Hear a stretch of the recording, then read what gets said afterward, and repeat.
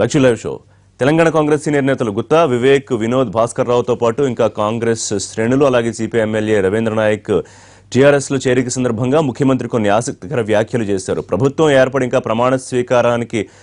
రాష్ట్రం ఏర్పడి ప్రమాణ స్వీకారానికి వెళ్లేలోపే ప్రభుత్వం ఏర్పడకుండా చూడాలని, ఒకవేళ ఏర్పడ్డాక రాష్ట్రపతి పాలన తీసుకురావాలని కుట్రలు పన్నాయి తెలుగుదేశం, కాంగ్రెస్. అలాగే ఢిల్లీ నుంచి కూడా కుట్ర జరిగిందని అసదుద్దీన్ తను అలర్ట్ చేసి మద్దతిచ్చారని ప్రకటించారు. తరువాత తెలంగాణలో టీఆర్ఎస్ కంచు కవచంలా ఉండాలి, రాజకీయంగా గొప్ప శక్తిగా ఎదగాలనేది ప్రస్తుతం ఉన్న నీతి, మరి ఏ నీతి లేదని చెప్పారు. అనేక వ్యాఖ్యలు ఇంకా ఆ సందర్భంగా చేశారు. మరోవైపు కాంగ్రెస్ ఇన్ఛార్జ్ దిగ్విజయ్ సింగ్ మాత్రం బేరసారాలాడి ఎంపీలని, ఎమ్మెల్యేలని, నాయకుల్ని కొనేస్తున్నారు ముఖ్యమంత్రి. ప్రాజెక్టులు ఎర్రచూపి వాళ్ళందరినీ పార్టీలోకి తీసుకుంటున్నారంటే ఏడాది 2 ఏళ్లుగా వాళ్ళందరూ నాతో మాట్లాడుతూనే ఉన్నారు.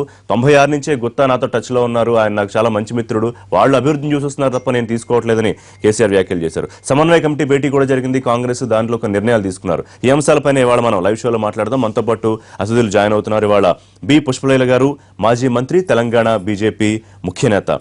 అలాగే శ్రవణ్ కుమార్ గారు, టీపీసీసీ ప్రధాన కార్యదర్శి, పార్టీ ముఖ్య నేత. తెలకపల్లి రవి గారు, సీనియర్ జర్నలిస్ట్, రాజకీయ సామాజిక విశ్లేషకులు. ఢిల్లీ నుంచి మనకి లైవ్ లో అందుబాటులోకి వస్తున్నారు సి వేణుగోపాలాచారి గారు, తెలంగాణ ప్రభుత్వ ప్రత్యేక ప్రతినిధి, ఢిల్లీలో. వారు మనకి లైవ్ లో అందుబాటులో ఉన్నారు. నమస్కారం వేణుగోపాలాచారి గారు.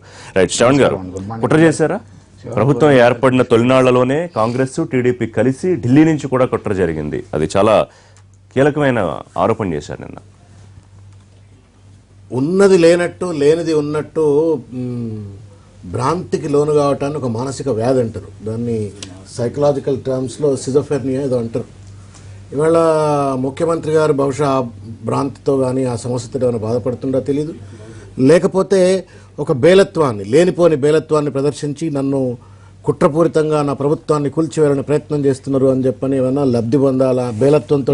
ఇవాళ బేలత్వం ప్రదర్శించిన అవసరం ప్రభుత్వానికి కానీ కేసీఆర్ కానీ ఉంది? నేను అదే కొంత వైరాగ్యం ప్రదర్శించింది కాంగ్రెస్. నేను అదే అడుగుతున్నాను. ఇవాళ కుట్ర చేసిండ్రు అని చెప్పని ఇవాళ మాట్లాడాల్సిన అవసరం ఎక్కడిది అని నేను చెప్తా ఉన్నాను. నేను అసదుద్దీన్ తన ఫోన్ లో అలర్ట్ చేసి ఇంటికి వచ్చి ఈ విషయం చెప్పారు అని ఆయన మొత్తం చాలా డీటెయిల్డ్ గా చెప్పారు నేను వ్యవహారం అంతా. ఇప్పుడు నీచత్వానికి పరాకాష్ట, తను చేస్తున్నటువంటి జిగుప్స కలిగించేటువంటి రాజకీయ వ్యభిచారానికి, దానికి జస్టిఫికేషన్ కోసం ఒక వ్యక్తి, ఒక ముఖ్యమంత్రి స్థాయిలో ఉన్నటువంటి ఒక వ్యక్తి అంత అబద్ధాలకు దిగజారి మాట్లాడితే దానికి ఎవరు కూడా డిఫెండ్ చేయలేరు. అది కూడా ఆయన అన్నారు, మీరు చేస్తే అది కూడా అంటే వ్యభిచారం చేస్తున్నారు. కాంగ్రెస్ పార్టీ తన ఎమ్మెల్యేలు కానీ ఎంపీలు కానీ తీసుకున్నప్పుడు మరి జానారెడ్డి ఎందుకు మాట్లాడలేదు? కాంగ్రెస్ నాయకులు ఎందుకు మాట్లాడలేదు? మీ ప్రశ్న అంత పొడుగు నా సమాధానం కూడా వదిలిపెట్టాలి మీరు. అంటే మీరు అన్న పాయింట్ నేను వెంటనే నాకు కౌంటర్స్ దాన్ని కూడా చెప్పచ్చు. మీరు నా ప్రశ్న అంటే రెండు ఏంటంటే, ఒక విషయం మాత్రం ముఖ్యమంత్రి గారిని అభినందించాలి. ఇవాళ నేను చేస్తుంది వ్యభిచారమే, నేను వ్యభిచారమే చేస్తాను అని చెప్పని మాత్రం ఒప్పుకున్నారు. అది దానికి మాత్రం వారిని నేను అభినందిస్తా ఉన్నాను. చిత్తూరు జిల్లాలో పుట్టిన రాజశేఖర్ రెడ్డి వ్యభిచారం చేసిండు కాబట్టి నేను కూడా వ్యభిచారం చేస్తా, తెలంగాణలో పుట్టిన వ్యభిచారం చేస్తా అని ముఖ్యమంత్రి స్థానంలో కూర్చున్న వ్యక్తి మాట్లాడితే దానికి నేనేం చేయలేను. ఇక అంతకంటే దిగజారుడుతనము, రాజకీయ దిగజారుడుతనం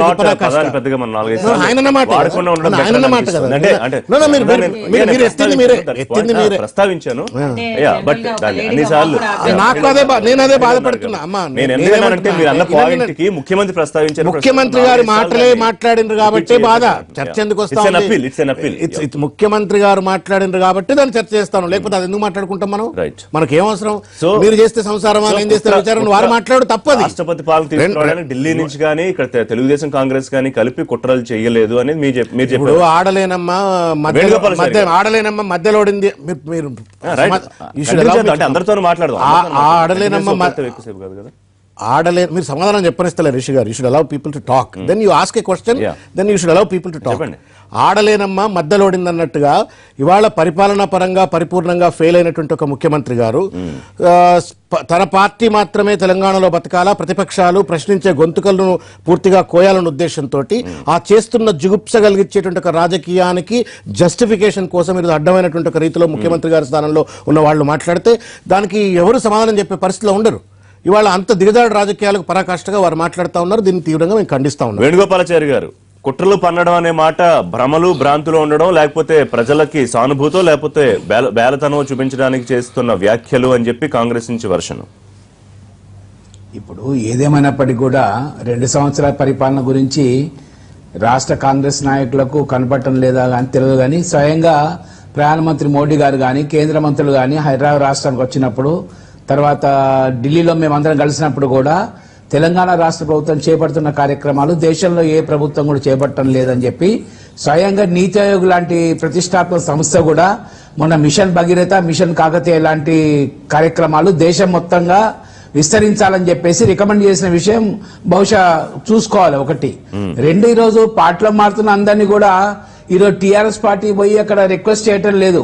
వాళ్ళు ప్రజల కోరిక మీద రెండు విషయాలు ఇక్కడ ఎమ్మెల్యేలు ప్రలోభ పెడుతున్నారు, ఎంపీలు ప్రలోభ పెడుతున్నారు అన్నమాట అవాస్తవము. ప్రజల కోరిక మేరకు కుట్ర పన్నారని చెప్పారు కదా ముఖ్యమంత్రి. ఢిల్లీ నుంచి కుట్రలు జరిగాయి, తెలుగుదేశం కాంగ్రెస్ కట్టులు పన్నింది, మల్లు భట్టి విక్రమార్క ప్రభుత్వం ఏర్పడిన 3వ రోజే ప్రభుత్వం పడిపోతుందన్నారు. చంద్రబాబు నాయుడు కూడా బెర్లిన్ గోడే కూలిపోయింది, మళ్ళీ ఆంధ్రప్రదేశ్ లో కలిసిపోతుందన్నారు. ఇవన్నీ ప్రస్తావించారు నిన్న ముఖ్యమంత్రి మాట్లాడుతూ. అంటే ఖచ్చితంగా ఇప్పుడు రికార్డు అన్నారు కదా, ఆంధ్రప్రదేశ్ రాష్ట్ర ముఖ్యమంత్రి చంద్రబాబు నాయుడు గారు అన్న విషయం పేపర్లో వచ్చింది కదా. మల్లు భట్టి విక్రమార్క గారు కూడా అసెంబ్లీ జరిగినప్పుడు కూడా వచ్చింది కదా వాస్తవము. తర్వాత అసెంబ్లీలో ముఖ్యమంత్రి గారు, ఎమ్మెల్యేలు గారు ప్రమాణ స్వీకారం చేసేటప్పుడు ఇదే తెలుగుదేశం పార్టీ వాళ్ళు, కాంగ్రెస్ పార్టీ వాళ్ళు అసెంబ్లీకి వచ్చి కేసీఆర్ డౌన్ కరెంటు కోతలు రద్దు చేయాలని ఫస్ట్ డేనే ప్రమాణ స్వీకారం చేసిన మొదటి రోజే చేసింది వాస్తవం కాదా? అదేవిధంగా ఎమ్మెల్సీ ఎలక్షన్లలో, నామినేట్ ఎలక్షన్లలో తెలుగుదేశం పార్టీకి సంబంధించిన కొందరు వ్యక్తులు గాని, కాంగ్రెస్ పార్టీ వారు గాని మరి టీఆర్ఎస్ ఎమ్మెల్యే ప్రలోభ పెట్టిన మాట వాస్తవం కాదా? ఇవన్నీ చరిత్ర. ముఖ్యమంత్రి గారు ఏం చెప్పినా కూడా ఇన్ఫర్మేషన్ లేని చెప్పరు. నికార్సైన రాజకీయంగా ఈరోజు మరి తెలంగాణ రెండేళ్ల తర్వాత పాలనంతా పూర్తయి మీరంతా బానే చేస్తున్నారని మీరు ఫీల్ అవుతున్న టైంలో ఇవన్నీ చెప్పడం వెనకాల ఏముందంటే అప్పుడు ప్రభుత్వం కూలుద్దాం అనుకున్నారు, కేంద్ర పాలన తీసుకొద్దాం అనుకున్నారు, ఆ విషయాలు చూస్తున్నాం కదా. ఉదాహరణకి ఈరోజు కృష్ణా వాటర్ గురించే తీసుకోండి, మనం ప్రాక్టికల్ చూస్తున్నాం. అక్కడ ఆంధ్రప్రదేశ్ కాంగ్రెస్ పార్టీ నాయకులు ఒకరు మాట్లాడుతున్నారు, తెలంగాణకు సంబంధించిన కాంగ్రెస్ పార్టీ నాయకులు ఒకరు మాట్లాడుతున్నారు. అదేవిధంగా టీడీపీ వాళ్ళు స్వయంగా మరి మహబూబ్ నగర్ దత్తత తీసుకుంటా అని చెప్పిన టీడీపీ వాళ్ళే మహబూబ్ నగర్ లో ప్రాజెక్టులు అడ్డం పెట్టమని చెప్పి లెటర్ రాశారు ఆంధ్రప్రదేశ్ ప్రభుత్వము. దాంతో కాంగ్రెస్ పార్టీ నాయకులు కూడా ఏకీభవిస్తున్నారు. అక్కడ వైఎస్ఆర్సీపీ నాయకులు ఏకీభవిస్తారు. అంటే ఇది చూసుకుంటే ఏంటంటే టీఆర్ఎస్ పార్టీని రాజకీయంగా బలహీనం చేయాలి అన్న ఆలోచన వాళ్ళు ఉండడం బట్టి ఇవన్నీ కార్యక్రమాలు జరుగుతున్నాయి. ఆ నేపథ్యంలోనే సమయం వచ్చినప్పుడే ముఖ్యమంత్రి మాట్లాడాలి కదా, రోజు మాట్లాడి కూర్చోరు కదా. అంటే ఏ విధంగా కుట్రలు జరుగుతున్నాయి దేశ స్థాయిలో ఇప్పటికి కూడా, రాష్ట్రంలో ఏ విధంగా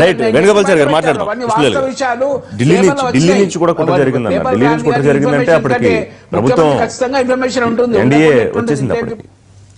సో ఢిల్లీ కూడా ఇందులో భాగస్వామ్యం ఉందా కుట్రలో? ఇప్పుడు రాజకీయ చతురత సంబంధించిన విషయంలో మా కేసీఆర్ గారు ముఖ్యమంత్రి గారిని మించిన వాళ్ళు ఎవరు ఉండరేమో. ఎందుకంటే ఎంత చెప్పినా ఆయన అసలు భయపడాల్సిన అవసరం కూడా లేదు. అంత రాజకీయంగా ఎక్స్పీరియన్స్గా ఉండి తెలంగాణ సాధనలో అందరి వచ్చిన వాళ్ళందరినీ కూడా పక్కన పెట్టి తనే ఆ క్రెడిట్ తీసుకొని అందరు ఎంతోమంది త్యాగాలు చేసిన వాళ్ళందరూ కూడా పోయారు, పక్కన పోయారు. కానీ ఆ లాస్ట్కి వచ్చేసరికి ఆయన అకౌంట్లో వేసుకొని ఆయన ముఖ్యమంత్రి అయ్యారు. ఇంకా అంత తెలివి ఉన్న ఆయనకి ఎవరికి కుట్రలు చేస్తే ఏం ఎఫెక్ట్ అవుతుందండి? సరే ఇప్పుడు రాజకీయాలంటే కుట్రలేనండి. ఇంకా సాధారణంగా ఏదైనా సాత్వికంగా ఉంటుందో చెప్పండి. రాజకీయం అంటే ఎవరి పార్టీ కోసం వాళ్ళ పార్టీ ఉనికిని కాపాడు కోసం ఎవరు ఎత్తులు జిత్తులు చేయడం చదరంగం లాగా ఉండేదే రాజకీయం. ఆయన మంచివాడని ఆయన సర్టిఫికేట్ ఇచ్చి ఈయన ఏదో ఏమంటే రాజకీయాల్లో కుట్ర జరిగింది అనేది నేను చెప్పను. ఎందుకంటే కేసీఆర్ గారు ఏదన్నా అనగలరు, ఏదన్నా చెప్పగలరు. ఇప్పుడు ఆయన ఒక స్థాయిలో ఉన్నారు, ఇక ముఖ్యమంత్రి స్థాయిలో 2 ఏళ్ల తర్వాత ఇప్పుడు ఏదో జరిగిందని ప్రజలకు చెప్పడం అనేది ఆయన ఎంతవరకు అంటే మరి చేశాడో దాన్ని కూడా పకడ్బందీ వ్యూహంగా మాట్లాడారనేదే ప్రజలకు అర్థమైపోతుంది. మరి ఈ మాట ఆ రోజే ఎందుకు అనలేదు? మా ప్రభుత్వం ఏర్పడిన మొదటి రోజే ఎందుకు అనలేదు అని ఉంటే ఇప్పటి వరకు కూడా సెంట్రల్తో సంబంధాలే లేకుండా ఒక్క రాష్ట్ర ప్రభుత్వంతో ఇప్పటివరకు మీరు చూస్తే అసలు ఏమీ లేదు అన్నట్టుగా మాట్లాడుతున్నాం. నిన్నేమో ఒక మంత్రి గారు వెళ్ళేసి అక్కడి నుంచి నిధులు తీసుకొచ్చి వారికి ఎన్విరాన్మెంట్ మినిస్టర్ గారితో క్లియరెన్స్ తీసుకుని పెద్ద పెద్ద ప్రాజెక్ట్స్ అని తీసుకున్నప్పుడు మరి ఒక పక్కనేమో అభివృద్ధిలో భాగంగా మా సపోర్ట్ బీజేపీతో తీసుకోవచ్చు, కానీ రాజకీయానికి వస్తే మాత్రం మమ్మల్ని కుట్ర చేస్తున్నారని ఆరోపణలు చేయడం. అంటే రాజకీయాల్లో కుట్రలు చేస్తారంటే నేనంటున్నాను, ఈయన మించిన కుట్రలు ఎవరు ప్రపంచంలో చేయరండి. ఇప్పుడు మోడీ గారు రాజకీయంగా వచ్చారంటే ఒక సామాన్యుడి తో వచ్చిన ఒక ప్రధానమంత్రి, ఆయనకు ఆ కుట్రలు కుతంత్రాలు ప్రజలు యాక్సెప్ట్ చేయలేదండి. ఆయన మంచితనాన్ని నిదర్శనంగా తీసుకొని వచ్చారు. అలాంటి వ్యక్తులు మేము కుట్రలు చేస్తున్నామని వారు ఆరోపించడం అనేది కరెక్ట్ కాదు. ఇప్పుడు హఠాత్తుగా అయితే కుట్ర అప్పుడు జరిగిందా లేకపోతే కుట్ర ఇప్పుడు జరిగిందా, అప్పుడు జరిగిన కుట్ర గురించి ఇప్పుడు చెప్పడం లేదన్నా కుట్ర దాగుందా, ఈ విషయాలన్నీ అదే కదా చాలా సంచలన వ్యాఖ్యలు అంటున్నారు కానీ ఇవి నాకు చలన వ్యాఖ్యలా కనిపిస్తున్నాయి. అంటే చలనేదో నడిపించుకుపోవాలి కాబట్టి ఇప్పుడు ఒకటైతే అర్థమవుతుంది, ఫిరాయింపులు ఇంత సామూహికంగా జరగడం మీద ప్రజల్లో ఒక వైముఖ్యం వస్తుంది, ఒక విధమైనటువంటి జుగుప్స కలుగుతుంది. కాబట్టి దీన్ని సమర్థించుకోవడానికి ఏదో ఒక బలమైనటువంటి వాదన లేకపోతే ప్రభుత్వం ఇంకా ఇలాగే నడవదు అనే ఒక భావన అయితే కలిగి ఉండాలి. అయితే ముఖ్యమంత్రి గారు ఇంతకాలంలో చేయని ఒక బలమైన ముఖ్యమంత్రి స్థానంలో ఉన్న వ్యక్తి ఒక విధంగా అవతరాలు కుట్ర చేశారని చెప్పడం అంటే అవతరాల దుష్టత్వం ఒకటైతే మీ బలహీనత అనేది కూడా దాంట్లో కనిపిస్తుంది. అంటే దాన్ని ఇప్పుడు బయట పెట్టడానికి కూడా కేసీఆర్ గారు సిద్ధపడ్డారు నిండు సభలో. అంటే దాని అర్థం ఏంటంటే వాతావరణాన్ని గురించి ఆయన అంచనాలా ఉంది.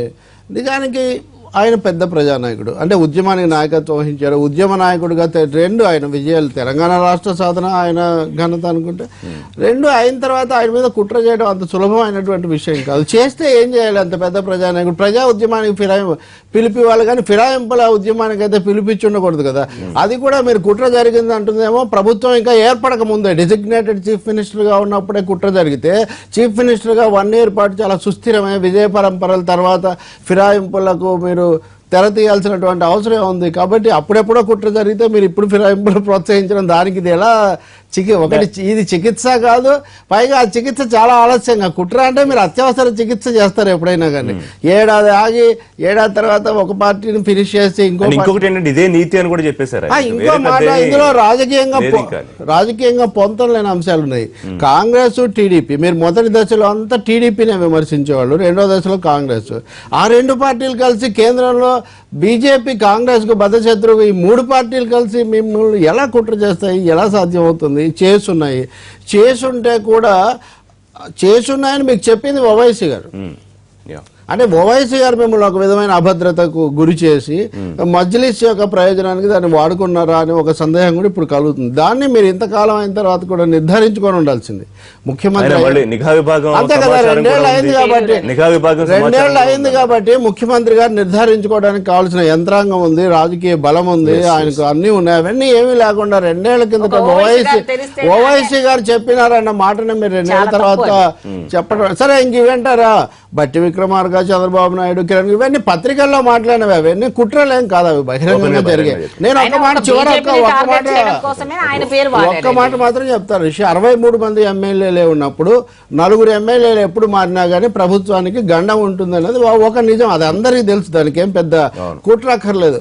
వాళ్ళని కాపాడుకోవడంతో ఆగాక మీరు అందరు కూడా రావాలనుకున్నారు. దాన్ని సమర్థించుకోండి. లేదా అభివృద్ధి మంత్రం, బంగారు తెలంగాణ పాట, ఇవన్నీ ఉన్నాయి కదా, చాలు కదా. ఇప్పుడు కొత్త సిద్ధాంతాలు ఎందుకు? రైట్, శ్రవణ్ గారు, ఇంకా ఇదే నీతి అని దాదాపుగా ముఖ్యమంత్రి మరోసారి స్పష్టం చేశారు. సో మేము చేస్తున్నాం కాబట్టి ఎదుటి మనిషికి చెప్పేటందుకు నీతులు ఉన్నాయన్నట్టుగా మరింత జాగ్రత్తగా ఉండాలా? ఇంకా ఇది కొనసాగే అవకాశం ఉందా కాంగ్రెస్ నుంచి? ఒక్క మాట వారు అన్నదానికి నేను ఒక సప్లిమెంట్ యాడ్ చేద్దామని అనుకుంటున్నాను. వారు అన్నట్టుగా మంచి టాపిక్ రైజ్ చేసినారు. డెసిగ్నేటెడ్ చీఫ్ మినిస్టర్ కాకముందే పార్టీ మెజారిటీ వచ్చిన 2వ రోజు నుంచి, సేమ్ డే నుంచో, సేమ్ రాత్రి నుంచో, సేమ్ గంట నుండో పోలీసు వాళ్ళందరూ క్యూలో నిలబడి కేసీఆర్ గారి దగ్గరకు వచ్చి దండం పెట్టి షాల్వాలు కప్పి కాళ్ళు మొక్కి పోలీసు వాళ్ళు, ఐఏఎస్ ఆఫీసర్లు అందరూ పోయినారు. వాళ్ళెవరు ఈయన చెవులు చెప్పలేదా ఇట్లా కూపి జరుగుతుందని చెప్పని? ఇంటెలిజెన్స్ కూడా చెప్పింది అన్నట్టు. మరి ఆ రోజు మీరు చెప్పినట్టుగా వారు ఎందుకు మాట్లాడతారనేది ఒక ప్రశ్న. రెండవది ఏంటంటే, ఈ భయం ఎందుకు? ఇది ఒకసారి నాట్ ఫస్ట్ టైం మాట్లాడలేదు మీరు దయచేసి చరిత్రను ఒకసారి కనుక 2 సంవత్సరాల చరిత్ర వెనుక తిరిగి చూసుకున్నట్టయితే ఇది ఇంతకుముందు కూడా ఒకసారి ఇట్లా మాట్లాడినారు. ఈ ప్రభుత్వాన్ని కూలుస్తారు అనే భయం ఎందుకు వస్తూ ఉంది? ఇంటర్నల్గా పార్టీలో ఉన్నవాళ్ళు కూలుస్తారనే భయమా, అసలు బయట వాళ్ళు ఎవరన్నా కూలుస్తారనే భయమా అనేటువంటిది ఇది ప్రధానంగా అర్థం చేసుకోవాల్సిన అంశం. ఈ భయం ఎక్కడి నుంచి వస్తూ ఉంది? ప్రతిసారి మా ప్రభుత్వాన్ని కూల్చాలనే ప్రయత్నం చేసినట్టు వాదన ఎందుకు వస్తూ ఉంది అంటే, వైస్రాయ్ హోటల్ ఉదంతము, ఎన్టీ రామారావు ఉదంతంలో వారు కూడా భాగస్వాములు కాబట్టి అటువంటి ఏమైనా పెద్ద కుట్ర కుతంత్రం ఏమైనా జరిగే అవకాశం భయం ఉందా వాళ్లకు? ఎవరు చేస్తారు ఇది? ఎందుకు ఈ భయం వస్తారు? ఇంకొకటి 63 మంది శాసనసభ్యులు నిజంగా నికార్సైన టీఆర్ఎస్ పార్టీ నాయకులు అయితే వాళ్ళు బయట వాళ్ళందరినీ పట్టుకొచ్చి అడ్డమైన వాళ్ళందరికీ కండువాలు కప్పి టికెట్లు ఇవ్వకుండా మేము మంచోళ్ళకే ఇచ్చినాం టికెట్లు అనుకున్నప్పుడు ఈ భయం ఏంటి నాకు అర్థం కాదు. ఇంకొకటి ప్రజాస్వామ్యంలో ప్రతిపక్షం ఎంతైతే బలంగా ఉండాలో ప్రభుత్వం ఎంతైతే ప్రభుత్వ పార్టీ బలం ఎంత ఉండాలో ప్రతిపక్షం కూడా అంతే బలంగా ఉండాలి. బంగారు ప్రతిపక్షం కూడా అవసరము, బంగారు ప్రభుత్వంతో పాటు బంగారు ప్రతిపక్షం కూడా అవసరము. ప్రజాస్వామ్యం బలంగా ఉండాలంటే ఈ విలువలన్నీ పక్కకు పెట్టేసి పక్కోడు చచ్చిపోతేనే బలంగా ఉంటా అనేటువంటిది ఒక దౌర్బల్యమైన మానసిక బలహీనతకు ప్రతిపక్షం పక్కన పెట్టిన ప్రతిపక్షం ఉండాలి. ఒక మాట ఏంటంటే టీఆర్ఎస్ కోణంలోనే కాదు, ప్రజాస్వామ్య కోణంలో కూడా ముఖ్యమంత్రి గారు ఈ కుట్రను బహిర్గతం చేసి ఉండాల్సిందే. తన అధికారంలో స్థిరపడిన తర్వాత అయినా సరే కుట్ర ఎలా జరిగింది ఏమిటని చేసి ఉండాల్సిందే. రామారావు గారిని 7 ఏడాది లోపల పడగొట్టారు, ఆయన నెల రోజుల లోపల తిరిగి వచ్చాడనే విషయం కూడా మనం గుర్తుపెట్టుకోవాలి. మీరు ప్రజాబలంతో ప్రజాస్వామ్యంతో మీరు వస్తే అంత సులభంగా, పైగా ఈ దేశంలో రాజ్యాంగం ఉందండి. మన ఉత్తరాఖండ్ లో అరుణాచల్ ప్రదేశ్ లో మనం చూసాం కదా. అందువల్ల కాంగ్రెస్ ఆరోపిస్తున్నట్టుగా లేకపోతే విమర్శిస్తున్నట్టుగా పార్టీలో అంతర్గతంగా వైరుధ్యాలు రాజకీయంగా ఏమన్నా ఉన్నాయా, అందుకే భయపడి బలాన్ని పెంచుకునే ప్రయత్నం చేస్తోందా అనే యాంగిల్ ఒకటి తీసుకొచ్చారు. అది అవసరం లేండి, కుట్రలు చేస్తున్నారని చెప్పారు తప్ప ప్రభుత్వం పడిపోతున్న భయం గాని ప్రభుత్వం పడిపోతే ఏ విధంగా అన్న ఆలోచన లేదు పార్టీకి ప్రభుత్వం గాని. ఒకటి. రెండు, కుట్రలు ఈరోజు జరుగుతున్నాయని ఉదాహరణకి ఈరోజు తెలంగాణ రాష్ట్ర ప్రభుత్వం ముఖ్యమంత్రి గారు ప్రమాణ స్వీకారం చేసిన రోజే దేశ స్థాయిలో ఆ ఖమ్మం జిల్లాలోని 7 మండలాలు పోలవరం కింద ఈరోజు ఆర్డినెన్స్ తీసిన మాట వాస్తవం కాదా? ఒకటి. రెండు, అప్పటి నుండి ఈరోజు మరి బీఆర్జీఎఫ్ ప్లానింగ్ కమిషన్ చేసినప్పటికీ కూడా ఒక ప్రాంతానికి ఎక్కువ డబ్బులు ఇచ్చేసి తెలంగాణ ప్రాంతానికి న్యాయంగా రావాల్సిన డబ్బులు ఇవ్వని మాట వాస్తవం కాదా? అంటే ఫైనాన్షియల్ గా మొన్న మరి భారతీయ జనతా పార్టీ అధ్యక్షులు వచ్చేసి 92,000 కోట్ల రూపాయలు ఇచ్చిన అబద్ధ మాట వాస్తవం కాదా? తర్వాత మళ్ళీ ఇవాళ కృష్ణా బోర్డుకు మొత్తం పవర్స్ ఇవ్వాలి, మీరు ట్రిబ్యునల్ అవసరం లేదు అని చెప్పి మహబూబ్ నగర్ జిల్లా, నల్గొండ జిల్లా నీళ్లు రాకుండా చేస్తున్న మాట వాస్తవం కాదా? ఇవన్నీ కూడా ఈరోజు జరుగుతున్న మాట. ఈరోజు పెద్దలు రవి గారు చెప్పినట్టు కూడా పేపర్లో వచ్చిన మాటలు కాకుండా ఇంటెలిజెన్స్ చీఫ్ గానీ ఇంటెలిజెన్స్ గానీ ఈరోజు ఇచ్చినవి కంటిన్యూ అవుతున్నాయి. ఓకే, మొట్టమొదటి కొన్ని సంవత్సరాలు అయినా కూడా మళ్ళీ వీళ్ళు సెటిల్ అవుతారన్న ఆలోచన పార్టీకి కానీ ప్రభుత్వ హెడ్ గా ఉండవచ్చు. కానీ ఇప్పటికి కూడా తెలంగాణ రాష్ట్రం వచ్చిన తర్వాత, ఎందుకంటే ఉద్యమ నేపథ్యంలో పార్టీ ప్రభుత్వం వచ్చింది, 60 సంవత్సరాలుగా ఎన్నో ఆటుపోట్లు వచ్చినాయి. 14 సంవత్సరాల్లో శ్రవంతో పాటు టీఆర్ఎస్ తెలంగాణ కొరకు అందరు కూడా ఉద్యమించారు. చాలా మంది జేఏసీ నాయకులు వచ్చారు. ఈ రోజు వచ్చిన తర్వాత ఇంకా ఇప్పటికేంటంటే కుట్రలు ఆగకుండా జరుగుతున్న మాట వాస్తవం. ఈ రోజు జరుగుతున్నాయని ఇంటర్ రిపోర్ట్ ప్రకారంగానే